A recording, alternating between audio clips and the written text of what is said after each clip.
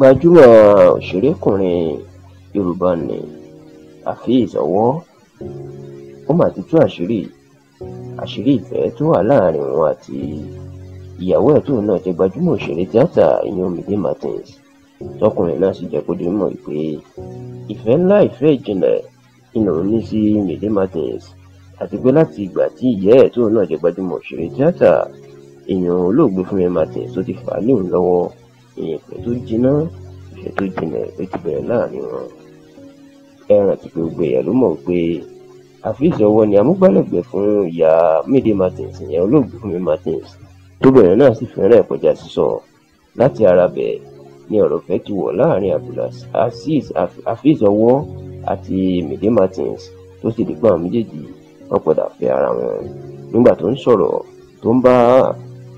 akẹgbẹ́ rẹ̀ kan tó jẹ́ òṣèré sọ̀rọ̀ ìyẹn Bíọ́lá Báyọ̀, Afeez Ọwọ́ mà tú àṣírí. Ó ní ohun tó jẹ́ kóun àti Mide Martins fẹ́ ara wọn ni pé lásìkò tóun ń ṣiṣẹ́ pẹ̀lú ìyá ẹ̀, òkè òkun ní ìlú United Kingdom ló wà,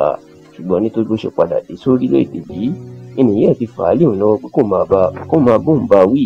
nítorí pé ọkùnrin lòun, tí Afeez Ọwọ́ sì ní níbi tóun ti ń bá Mide Martins wí,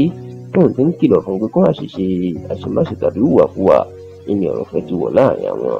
láàrin ara wọn, débi pé àwọn tó fẹ́ ara wọn sílé báyìí.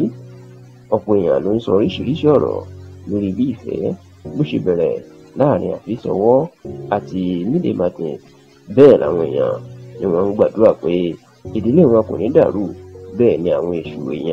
èèyàn bí èṣù kò ní kó wọ àárín wọn.